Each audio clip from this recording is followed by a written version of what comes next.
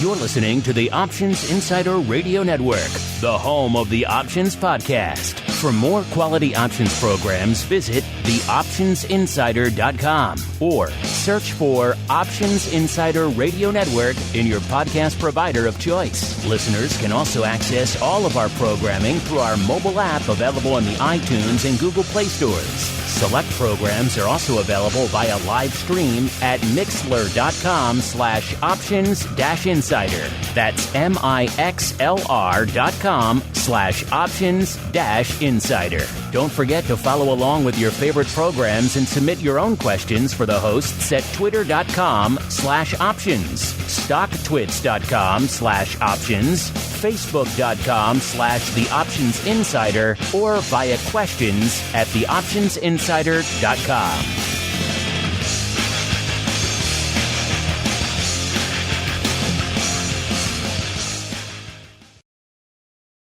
You wanted it, you got it. A radio program that helps teach you options trading inside and out, basic to complex. This is Options Bootcamp. Whether you want to learn how to protect your portfolio, generate income, or even become a master of volatility, the Options Bootcamp drill instructors will break it all down for you. Now, let's get you into peak options trading shape. Here are your Options Bootcamp drill instructors. All right, everybody. Welcome back to Options Bootcamp for the second episode here of the mad new trading year of 2023. What's in store for us? We're all going to find out together. Should be interesting journey this year. My name, of course, Mark Longo from theoptionsinsider.com. Enjoying celebrating our 16th anniversary here, not a boot camp, but of the network as a whole. It was born back in the primordial ooze of January 2007. That's when we launched it. We were building it, obviously, before then. Pre-iPhone, really when anyone knew what the hell a podcast was outside of tech-savvy folks. So it was intriguing times to be launching a podcast, but C'est La Vie kind of kicked off this whole options podcast genre. And here we are 16 years later, bigger, better, hopefully more fun, more engaging than ever before, judging by the numbers of you folks joining the network and listening to Bootcamp. You folks clearly agree. We do appreciate all of you who helped make 2022 the busiest year in the history of the network. Also the most expensive year for our bandwidth. Keep driving those bills up. First world problem to have out there. Of course, if you like what you hear, all we ask is you do keep rating and reviewing, just like this week's 5-star reviewer did. We realized we've been going for so long, over a decade on the show. We never really took the time back in the day to thank all of our many people who took the time to rate and review us. So we're going to do that now, just like Alan TPA did way back in March of 2014. Thank you, Alan. He said 5 stars. A very educational, great show, very educational and easy to understand. Keep up the good work. Well, thank you, Alan TPA, and everyone else who's taken the time out of their busy day to not just listen, but to rate and review it on your platform of choice. It clearly does help all the new folks continue to discover the show, and then they immediately go to Options Bootcamp #1, which makes it our #1 episode of the year for the last 2 years running here on Options Bootcamp, which is impressive in and of itself. And you know who's also impressive sometimes? Sometimes he leaves me hanging. He's the black-hatted one himself, Mr. Dan Passarelli from Market Taker Mentoring. How's that for damning you with faint praise, sir? Mr. P, welcome back to the show. Hey, Mark. It is great to be back on the show. We've got great stuff to talk about today, I think, don't we? I think we do, and I'm just joking. Always impressive, sir, especially for your question of the week. So let's get to it. Mail call. Time to look at questions submitted by our listeners.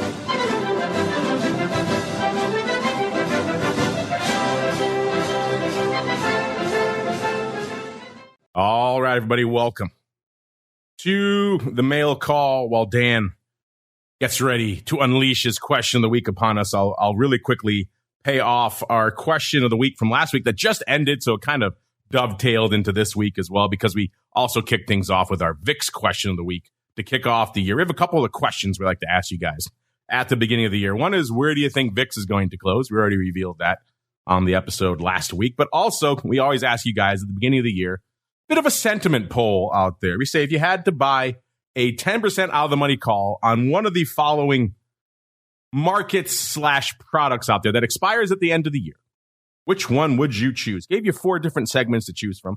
SPY, SPX, so kind of your broad equities. Bitcoin, so your crypto. WTI, so your commodity segment. And, of course, VIX itself out there. Mr. Dan, no cheating. Which segment do you think our audience went with at the end? Would I ever cheat, Mark? I mean, never. You know. We don't call you the black-hatted one for nothing, though. I'm just putting it out. Oh boy, like this is like, what do I want to order off the Arby's menu? Arby's is tasty and delicious. I don't know what you're talking about. Well, maybe they're curly fries, and the Arby's sauce isn't too bad. Actually, the sauce is pretty darn good. I could go for the sauce. yeah, I could go for the sauce. Oh, geez Louise. I mean, yeah, we talked a little bit about this last week. Crude's sort of the wild card. I guess if I have to go with one of these redheaded stepchildren, it would probably be the S&P 500. The redheaded stepchild poll. Looks like a lot of folks followed your lead. They kind of held their nose and picked the S&P as well. 43.3% choosing that. Kind of have to pull up the numbers from last year's, but it was a kind of along a similar lines. You folks are actually, I think, if anything, more bearish, or more bullish, I should say, somewhere around 46%, I think. We're choosing the S&P. Of course, we all know how that worked out last year.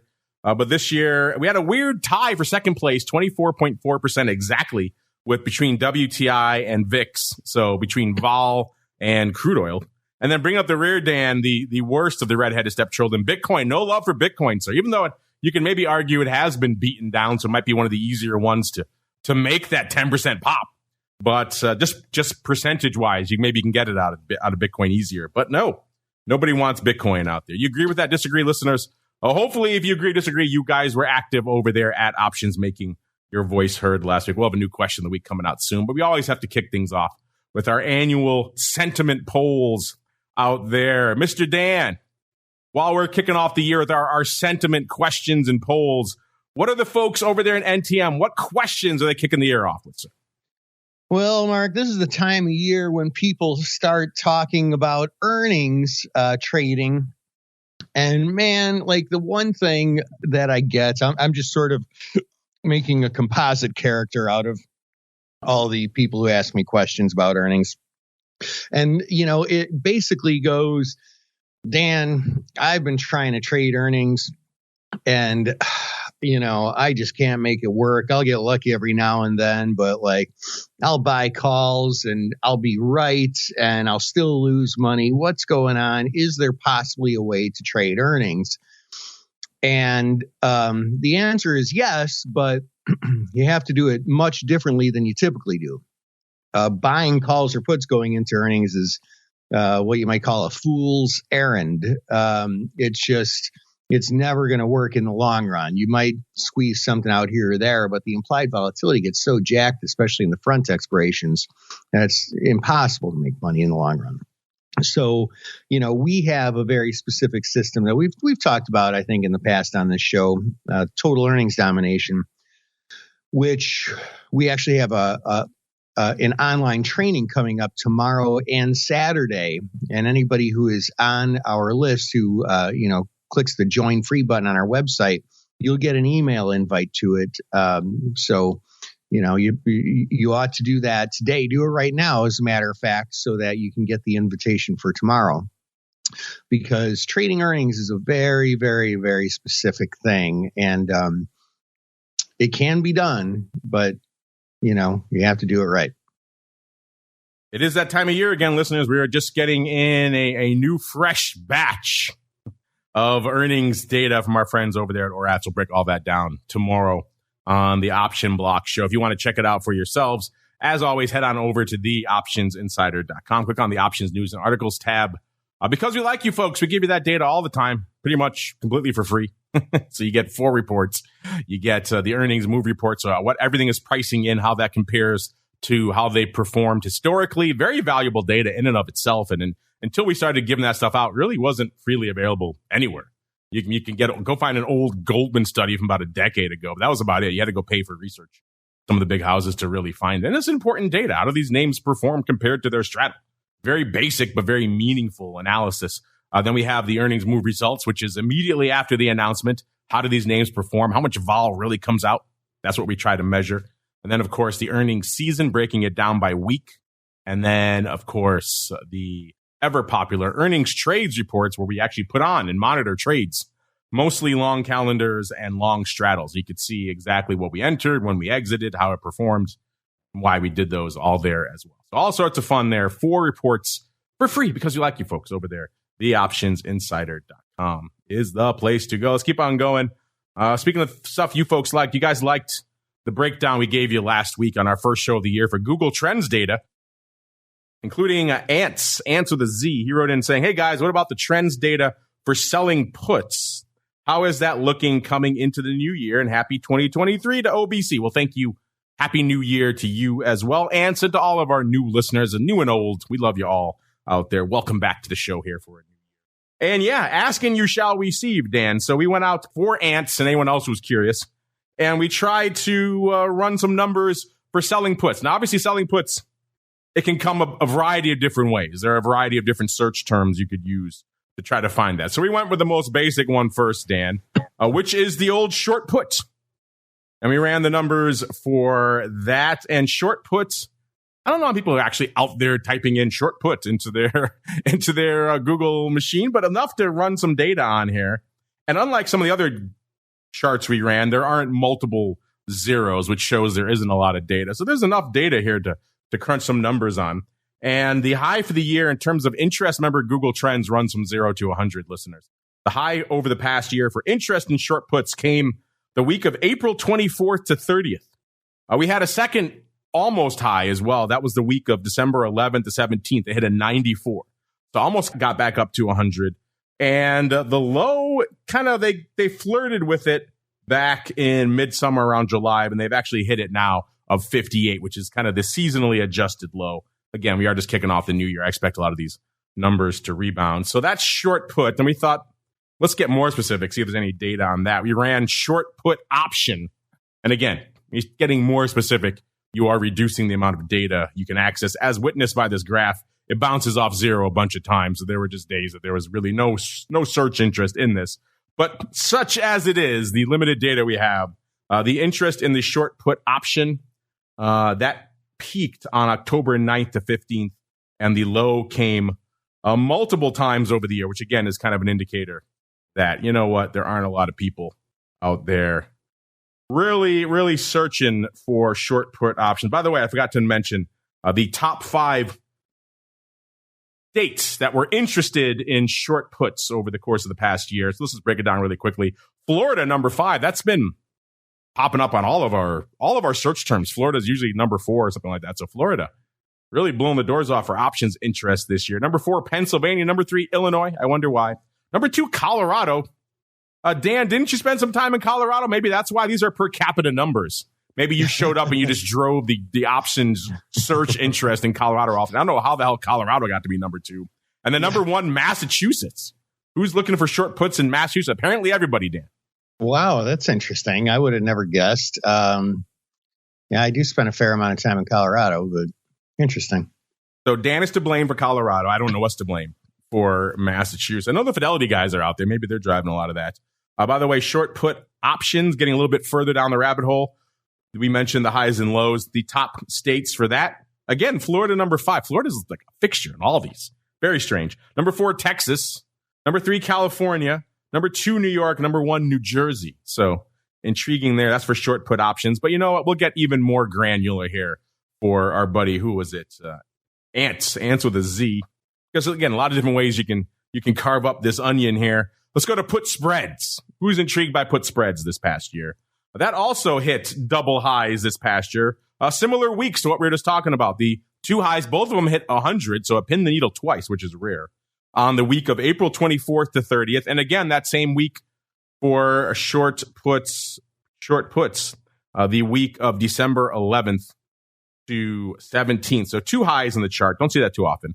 The low came at 41. That was at the end of the year last year, December 25th to 31st. And the right now is trading at about a 55, or hovering at about a 55. Interest in put spreads going up a little bit to kick off the new year. Probably not surprising given the overall concerns about the market valuation right now. Top 5 states or sub-regions, as Google puts them, interested in put spreads this past year. Mississippi, number 5. That's a weird one. Number 4, Connecticut, my old stomping grounds. Number 3, Louisiana. Number 2, Oklahoma. Number 1, Alabama. Dan, any surprises for you so far? I'm surprised by who's interested in put spreads, that's for sure. But Mississippi, loving the put spreads, and Oklahoma. But any of this data coming as a surprise to you so far?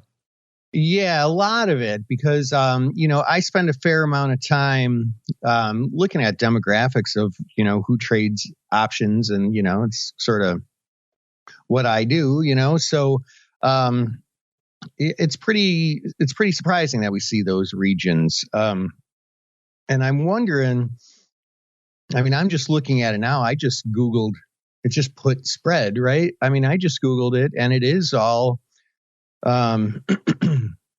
option trading stuff. Cause, sometimes like somebody will look, we talked about this last week, you'll Google options, and like, options for hair replacement, comes up. It's like, options is a very broad word that transcends just what we do. So, but yeah, I guess put spread is a put spread. That's it. Yeah, not many other use cases for put spread. Maybe you could put some spread on your toast, and someone's researching how to do that. I don't know. They're very confused how to spread the jam on their toast. But outside of those limited scenarios, yeah, I think put spread is put spread. We'll get a couple more because this is just kind of just a fascinating rabbit hole to go down, Dan. Let's go down. I blame ants for kicking us off on this journey. Let's go to put credit spread. Get even more specific. Usually selling a put credit spread. So that's another way we can look at selling put interest. And put credit spread, again, doesn't seem like the most popular search term. It hit 0 a few times on this graph. The high came the week of October 30th to November 5th. So kind of a bit of an outlier to the rest of the data, would seem to peak in April or in December, or sometimes both. So October 30th to November 5th, maybe again, this data kind of light. And again, it hit a low of 0 multiple times during the year. Good sign, though, we have bounced off the low now. We're closing in on a 50 right now. So roughly half of the interest that was there back in October 30th to November 5th. And then, Dan, we dialed it back. Let's just say, okay, put options. Forget about put spreads or anything. Let's just go put options themselves. Forget about selling any direction. Let's just look at put options interest. And that gave us some interesting data. The high for the year was actually close to a year ago, Dan, Jan 23rd to 29th. So right as we were coming into last year, we were coming in hot, VIX was at the low for the year, but it started to rise. Vol of vol was over triple digits. And the markets were at their high for the year, and they were kind of teetering on the edge of the precipice. And of course, later in January, we started to fall, and things just got worse with the invasion and all sorts of fun. But the week of January 23rd to 29th was the apex for interest in put options last year. And again, if you look at the broad chart of the S&P, it might make some sense why they topped out there. The low came at 45, so right around half of the level of interest at the beginning of the year. That came twice last year, July 3rd to 9th. So again, midsummer, not usually a rocking time for options interest. And also right now. So again, also lining up seasonally, the end of the year, beginning of the new year, also not seasonally strong times usually for options interest. Oh, and by the way, the number one sub-regions for interest in put options. Number 5, Massachusetts. So Massachusetts back on the list. Number 4, Connecticut. So Southern New England getting a good representation there for interest in put options. Number 3, Kansas. All over the place. Number 2, Nebraska. And number 1, Illinois. Yeah, I don't know what to make of. The data makes sense. The sub-regions, I'm still having a hard time coming to grips with, Dan. Anything surprising you here on our put options or put credit spread data, Dan? Yeah, number 2, Nebraska. I didn't know there were more than 92 people in Nebraska. All of them searched once, and they got to the number 2 spot. Yeah, do cows have thumbs now? They're like Googling on their Wow, slamming all of our listeners from Nebraska. Send your hate mail, Dan@markettaker.com. You mean both of our listeners from Nebraska? Hey, huge. Number 2 for put options. We talk about put options. Those shows do huge in Nebraska. I'm just saying. All right, listener. So yeah, blame ants for that a fun rabbit hole to go down, though. We could do this for days with some of the Google Trends data. It is kind of fun and interesting stuff. Sometimes it lines up with expectations, sometimes not. But intriguing stuff. Is there a search term you're curious about? Hit us up, let us know. And it's always fun to explore this stuff as we keep on rolling with the questions you folks have top of mind to kick off this new year. Let's go to DJ. DJ says, what made Dan so interested in VXX, and does he still trade it? Dan, when we were talking about our kind of trends and takeaways from last year, one of the ones you pointed out was just the debacle that became VXX towards the middle of the year when Barclays kind of washed their hands of it, and it was just a weird, uncoupled beast. So DJ wants to know, what made you so interested in VXX to begin with? And then B, do you still trade it? Well, I mean, there's a bit of a long history here. When CBOE first came out with VIX, there was me and a few other people from the options industry that they called in to, say, hey, what do you think of the VIX product? Do you think how we structured it makes sense, and blah, blah, blah, blah, blah. And my initial thought on it was, well, no, I mean, it's weird that the expiration is the future price of VIX 30 days from now. And, why can't the underlying be the VIX? And obviously there are some reasons for that, but I wasn't a fan of that. And then when VXX came out, I was like, wow, this is even more convoluted than VIX. And at first I didn't really like it because it was so convoluted. And then one day I just kind of realized, wait a minute. When it comes to trading, the more disconnected and convoluted something is, the better it is to trade, because fewer people understand it and there's more nuances that you can capitalize on. And so, I ended up jumping in and trading it just because it is so nuanced. But then when it decoupled, like Mark was just alluding to, when Barclays, washed its hands of it, I just lost interest and I never looked back on it. That was the most attractive thing about it, is how it was sort of illogical in a lot of ways and didn't make sense. But once you understood the nuances, it was a nice little trade, and just never looked back, man. Yeah, I don't blame you. I kind of washed my hands of it as well. I think it's still, now that it's kind of back in somewhat functioning form, and we've kind of debated this on vol views as well, it might still have some utility for people as just an indicator for what's going on with the slope of the term structure out there. Maybe if you're not as savvy with vol futures and you don't want to watch the surface, then VXX can kind of provide you a bit of insight into what's going on, contango, backwardation, all that kind of stuff. So it has some utility, I think, for that. But I'm with you there. I don't trust it. Fool me once, shame on me. Fool me twice, shame on you, right? And then they've been fool me however many times now. So yeah, if you're putting a lot of your eggs in the VXX basket and you've seen what happened, it's like TVIX, right? Remember when TVIX just imploded, Dan, went crazy?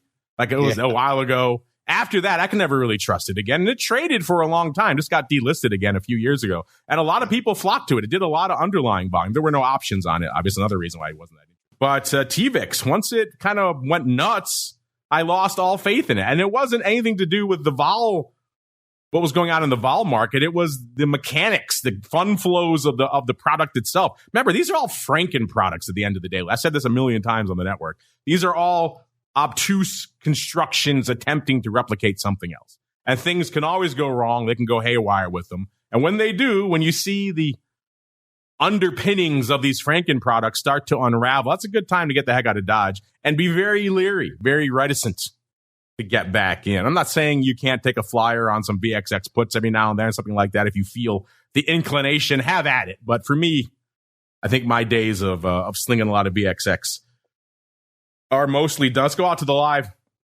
Our folks are hotly debating what's going on out there with WWE, the stock. Yeah, the WWE stock was, and this will probably be a good discussion for tomorrow for the option blocks. I know those guys, we have the 80s wrestling guessing game. They love themselves some old school WWE. Talk about highs to lows for me for WWE just over the span of the last 24 hours because we gave away that Sergeant Slaughter figure for the winner of the 80s wrestling guessing game on Monday. And Dan, I don't know if you are an old school 80s wrestling fan, but I think I had the apex of my professional career come on Monday when we gave that figure away, and none other than Sergeant Slaughter himself got wind of it and liked it and retweeted it on Twitter. So that made my day. One of my childhood icons following us now on Twitter. So I don't care everything else we've done, Dan, 16 plus years of the network, flushed it all down the drain. Sergeant Slaughter likes us and follows us on Twitter now. So I think I have succeeded as a man. What do you think?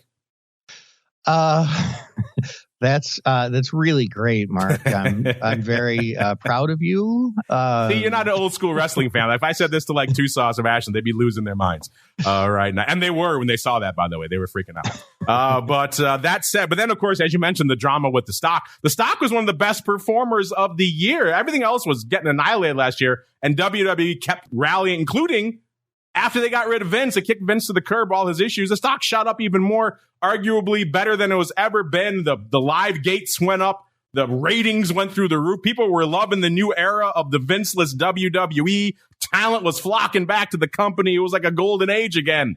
And then he just forces his way back in. His own daughter and son-in-law on the board vote unanimously to keep him off the company. He forces his way back in, kicks his daughter to the curb. She's done. And now the rumors are he's forced a bunch of his cronies onto the board. And even though he still has pending SEC and U.S. attorney investigations against, I'm not sure how you could be an executive of a public company with pending SEC investigations. But hey, I digress. And now the rumor is he's going to dump the whole thing to the Saudis. So he'll get paid, but it probably will be the just absolute undoing of anything you like. I mean, look at this, the golf league they tried to start. No one will touch that with a 10-foot pole. So this company's going to go from making billions in rights for their content every year, TV rights, to maybe having to buy time to put this up on the air. So talk about just destroying your own baby just to maybe, if I can't have it, no one else will. He's going to get paid. He'll be all right. But just crazy drama. It looks like the stock was selling off today. It got down even more. It got down, looks like a couple of bucks here. And now it's kind of only down about 3/4. Again, the story of WWE stock has been just ridiculous. I was leery to sell puts back in the beginning of the pandemic when it was about to threaten 30 because there were rumors they were going to cancel WrestleMania. I thought, well, that's it for this stock. That's their bread and butter. This thing's going to hit 15. I'm not going to sell these 30 puts. And the thing turned right around after they announced they were going to make WrestleMania, whatever it was, a digital kind of thing, a no crowd thing. And the stock's never looked back. It's trading $90 now. So yeah, crazy town. The resilience of this stock in spite of all the madness out there. So do I believe the rumors? I don't know. It seems like there's a lot of smoke there. I agree with our listeners. It does seem, and they do have a lot of ties to the Saudis. Talk about the worst people you could possibly sell the company to.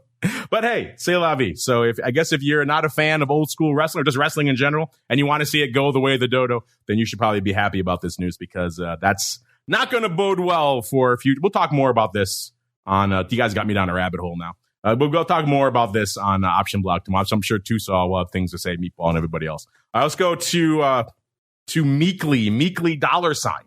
Meekly $. Says, can I buy a call on margin?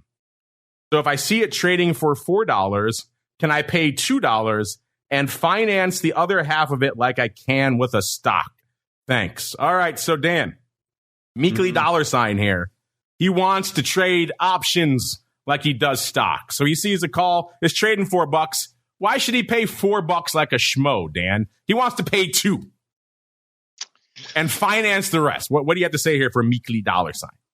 I'm still trying to wrap my head around your soliloquy about wrestling. You've never heard our Option Block show, have you? It's been an ongoing theme for quite some time.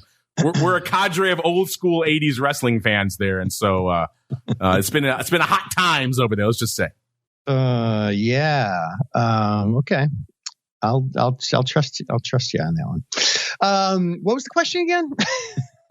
You're just fixated on WWE. Meekly wants to know if he can buy calls on margin. So if it's trading for $4, can he buy it for $2 and finance the other half? So 50% margin like you do with a stock. Oh yeah. No. Well, so most people can't. Most people who trade options, like if you open up Thinkorswim or whatever account and apply for options, you have what's known as regulation T margining.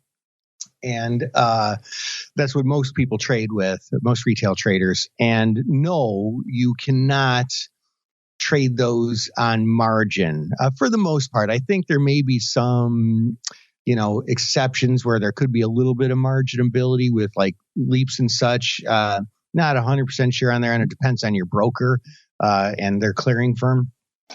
But if you trade with retail portfolio margining, or if you're a professional trader, then you actually can, yes, but there's some pretty stringent rules in order to get that level of approval or whatever you want to say.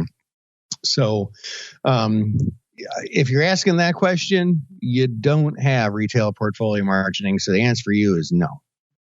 Yeah, most of the brokers have a few barriers in place to getting. I think it's have to be like 100,000 in capital. Is that usually like the entry point, and then a few other things you have to. Every broker is a little bit different with their threshold for portfolio margin. Oh yeah, but for the lion's share of you out there, who was that meekly? You're going to buy a call if it's trading $4. They're gonna debit you the $4 right away, and that's kind of the joy and the pain of options. On the flip side, that's it. Your $4 is it. You can't lose more. You can only watch that $4 go to zero, but you can't lose 20 unless you're doing some funky ratio spread against it. So that's a nice thing, but the downside is for 99% of you out there, they're going to take that $4 right away and move it on. I blame our chat here for getting me. They know what works me up. They get me down the rabbit hole of all sorts of fun topics. Let's keep rolling here. Nichols, I've made it in the wrestling world. Yes, I have. I'm huge. Sarge loves me. So there we go. Let's go to Big John. Big John says, HNY OBC. I guess Happy New Year. Happy New Year, OBC. All right. Well, Happy New Year to you again, Big John. If you need something else, maybe I'm not down with all the cool acronyms for the kids out there. Just if as long as it's not inappropriate, let us know. He says, I'm one of the new legions and loving things so far. Oh, well, good to hear from the new legions out there. He says, what do you think will be the hot options trading strategy for the new year? The hot options trading strategy. And this has been kind of the contentious topic of late. You look back at the last couple of years, right? Look back at 2021. I mean, it's clear that was the year of the meme stock. So all things upside were hot that year. Out of the money calls and then call verticals kind of took it. People got a little bit savvier with other bullish trades, risk reversals and things. But at the end of the day, it was out of the money calls and then call spreads kind of dominated that whole year. And they worked out pretty well, at least for the first half to 2/3 of the year, really. Last year is a challenging one. I think if you look at look at the charts for last year, you might assume it was the year of the puts. And I don't want to get into that too much because we have another question about that. And maybe I'll get into a little bit more detail about puts. But last year clearly was not the year of the puts. If I had to say, and again, this is maybe a cheat because it's not really a strategy. It's more of a product category. But you have to say last year, and I was just talking with people about this again yesterday, just how transformative the zero data expiration stuff has been in SPX. It's doing 1 million contracts a day, pretty much all expiring that day, every day. It's insane. At the top 20 yesterday, all 20 of them were expiring that day. Of the top 40, only 3 were not expiring that day. So 37 of the top 40 most active contracts in SPX, which is an enormous institutional product, listeners. And if you're not familiar with it, we're all trading that same day. That means 2 things. A, retail is piling into those in mass. B, also funds, which is kind of crazy and scary. And then that C, I guess if you want to make it expand it to 3, then the use case for SPX has markedly changed. So I might have to go with last year being the year of, again, it's not really a strategy because I see people doing credit spreads there. I see people doing flies. I see people just doing straight up verticals and things. There's a lot of different use cases for zero DTE, but I think that to me, you can't escape that. So maybe I'm going to put that in the strategy/trend category. So maybe I'll expand it for you, Dan, too, as well. Do you agree last year was kind of the year of, maybe do you agree with my 2? The year 2021, the year of kind of out of the money calls, 2022, the year of zero DTE, all things zero DTE. And then what do you think for Big John is going to be the hot strategy or trend for 2023, sir? Oh, man. I've been talking about this a lot recently. I forget if we talked about this on here, but folks, the first half of 2023 is going to feel and look a lot like all of 2022. That's my prediction. And so that said, we're going to still see a lot of the zero DTE. We should be seeing a lot of put selling, which we talked about earlier in the show. But a lot of people get freaked out when it's volatile and don't want to sell puts when it's volatile, when ironically that's like honestly probably the best time to do it. But, hey, so yeah, my prediction is what's going to work this year. All the same stuff that worked last year, at least for the first half, until we get a little bit more visibility on how things might look with, how bad the very likely recession is, or if there's going to be, what is it called? The soft landing. Yeah, the soft landing, or immaculate deflation. if we're going to have immaculate deflation or the more likely recession. So, but, we're not really going to we're not going to have an answer for that for a good 6 months. And when we do, then ask me for another prediction. Yeah, it does seem like a lot of people are lining up on the first 6 months this year are going to be pretty turbulent. Look at the beginning of the year, we saw a big rally and then they erased it all in the same day, just kind of showing how much back and forth is going on around the markets. We've been rallying the last couple of days, but whether that's sustainable or not, I guess we'll find out. We have more numbers coming out this week. And again, at the end of the day, it all backs into the Fed, right? What the Fed's going to do.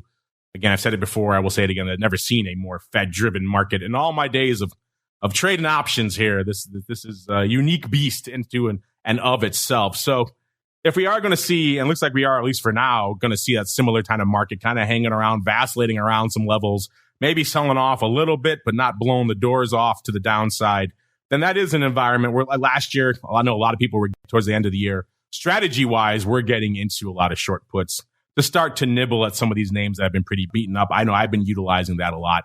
Short puts and ratio 1x2 put spreads to the downside, maybe buying one, selling two. So you're taking advantage of that extra put and the extra juice down there to pick up some underlying at some levels that you may find attractive. I think those two are probably going to be the way people are going to be leaning, because I think we are going to be vacillating a bit and maybe net trending down. That's a market you saw last year. People will think, oh, that's a market to buy puts if you're going to be net trending down. But as we saw last year, that was challenging. We have a question about puts, but we are kind of coming up against. I think we'll save that for next week. Great questions, everybody out there. Keep them coming. We love to hear from all of you guys and gals out there. All right. Mr. Daniel Passarelli III, Esquire, sir. Folks want to reach out to you to avail themselves of your legal services. Where should they go? What should they do? Reach. You can make your way on over to markettaker.com, and that's 2 T's in a row. And for those of you who are interested in earnings trading, go over there today, because we've got this online training coming up tomorrow and an encore of it on Saturday, and it's a good little system. You should definitely check it out.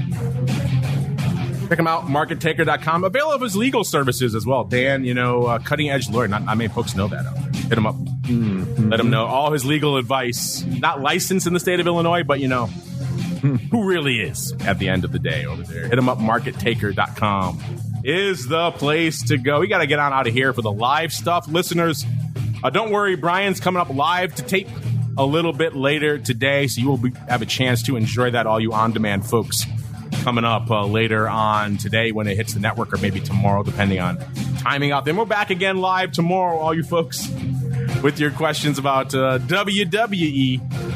Stay tuned for the option block tomorrow. I have a feeling we will touch on it there at the very least. And then after that, we'll be back live with This Week in Futures Options, breaking down all the hot action out there in the world of futures options. Back again Friday, Volatility Views, noon Central, 1 p.m. Eastern.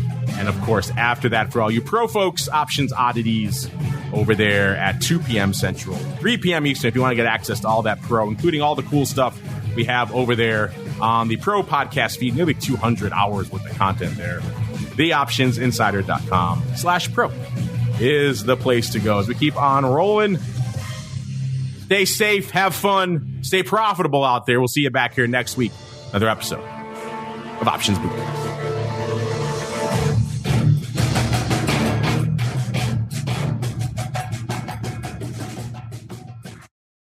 You're listening to the Options Insider Radio Network, the home of the Options Podcast. For more quality options programs, visit theoptionsinsider.com or search for Options Insider Radio Network in your podcast provider of choice. Listeners can also access all of our programming through our mobile app available in the iTunes and Google Play stores. Select programs are also available via live stream at mixlr.com/options-insider. That's mixlr.com/options-insider. Don't forget to follow along with your favorite programs and submit your own questions for the hosts at twitter.com/options, stocktwits.com/options, facebook.com/theoptionsinsider, or via questions at theoptionsinsider.com.